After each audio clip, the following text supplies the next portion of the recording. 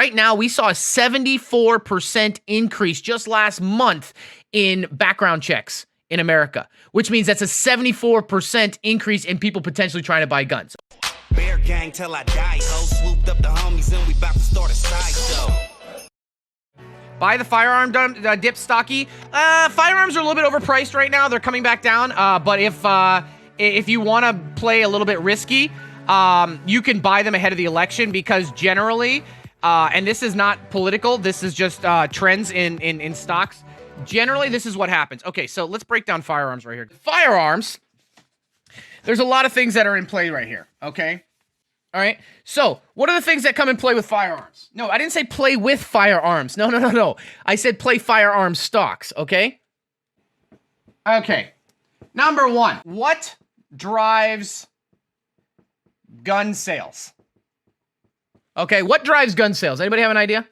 Fear, exactly. So, fear. All right.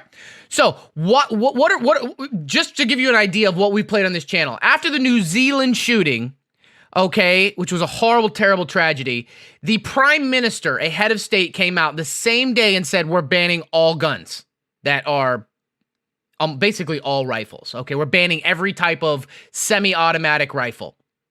All right. So, what does that do? That causes people elsewhere to fear that their government might do the same thing on the next shooting. And so people run out to buy those, right? They run out and they do what's called a run on guns, okay?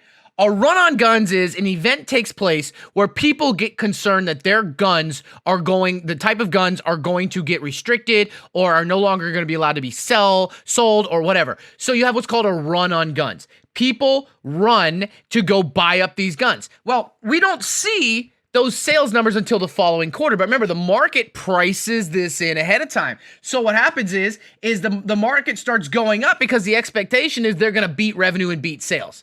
So that's number one. Number two is pandemic / collapse. Okay? Pandemic and collapse.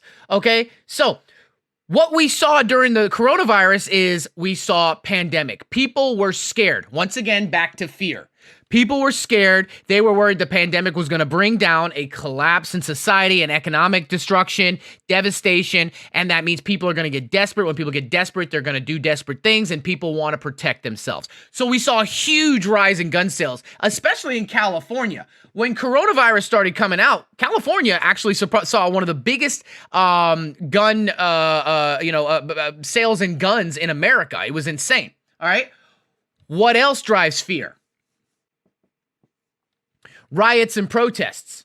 So a lot of people saw the looting that was happening in a lot of these when these initial protests and riots and some. Well, there's a distinction between riots and protests. Okay, most of them were peaceful protests, but the news didn't pick up on the 99% that were that. They picked up on, because obviously it's a headline and that's what news do. They picked up on this. So if this is on your screen all the time, people start getting fearful. And when they get fearful, they go out and buy guns because they see all these people smashing businesses, robbing homes, doing all this stuff. People get scared. I better go buy me a gun. I want to defend my home. I don't want to do this. Remember 1992 LA riots? The one store, the couple stores that were the only ones that survived being looted, destroyed when the entire city was burned to the ground, were the ones where the Korean guys were on the rooftop with their rifles and nobody fucked with their store because they were scared. So you get that same kind of thing.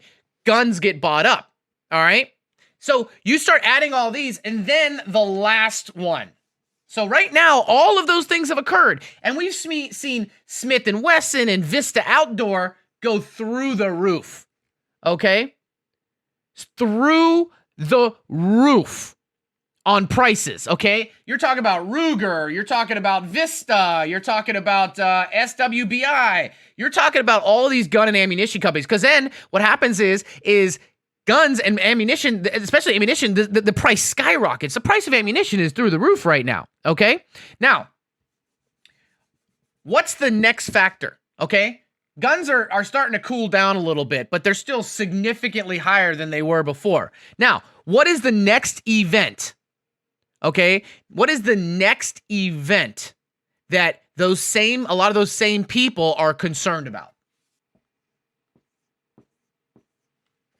Now, the upside to guns are better, there's more upside than downside based on the election, because if Biden gets elected, being that he's from the Democratic Party, most people that are gun owners, or at least conservative gun owners, have this belief that, you know, and some of it is true and some of it's not, that the other side wants to ban guns or restrict gun access or whatever like that, right? So what they do is, and we saw this when Obama became president the first time, and the same thing when Clinton became president, is that there was a huge spike in gun sales after the election. So the fear is that more regulations are going to come in place, whether it's enhanced background checks or, you know, because we've seen some of the states that are bluer states restrict a lot of guns, a lot of gun access, magazine size, the ability to own a gun. If you go to New York City, it's almost impossible. Boston, you know, you can't own guns for the most part. Chicago, places like that. So the fear is that that's going to become a policy at a national level, and people's fear drives them to go out and buy these guns because they think, well, it might be it might be harder to get guns. If it's harder to get guns, the price is going to go through the roof, and yada yada yada yada. So these are things. So the reason that there's more upside potential with this election than downside is because if Trump becomes elected, now this part right here is my personal opinion. Everything else was based on events that have taken place and historical precedents on gun sales and what we've seen. What I'm going to say now is my speculation on why I think guns will probably continue to go up regardless of if Trump or Biden get elected, okay? And this is not my personal political beliefs. This is how stock speculation is done, okay? If Biden becomes elected, you have the conservative fear, okay? Not even conservative fear. I mean, there's a lot of left-leaning gun owners that get concerned as well. That we could see a pump in sales. Now, that's historical precedence, okay? If Trump gets elected, we are most likely, or I shouldn't say most likely, we are likely to see a huge amount of protests because of what Trump has been doing with the USPS. A lot of people are believing that the election won't be fair or will potentially be stolen or will be, whatever. And that's a whole other conversation for a different streamer. But if Trump gets elected, we might see a lot of protests happening. Okay, a lot of protests happening. And what happens when we have peaceful protests? There's always a small faction who decides to take it to the next level, where it comes the rioting and the looting and the criminal behavior, which then cycles through the news cycle, which then causes another round of fear of that happening in my city or my town, which then causes people to go buy more guns. Okay, right now we saw a 74% increase just last month in background checks in America, which means that's a 74% increase in people potentially trying to buy guns. Okay, so